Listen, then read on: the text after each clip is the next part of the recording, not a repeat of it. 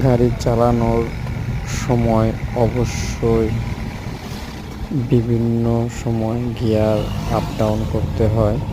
এর জন্য প্রতিটি চালকেরই অবশ্যই গিয়ার পরিবর্তন করার সময় ফুল ক্লাচ করে গাড়ি সোজা করে তারপরে গিয়ার আস্তে আস্তে দিতে হবে শিউরভাবে। কম বেশি হলে দুর্ঘটনা হতে পারে।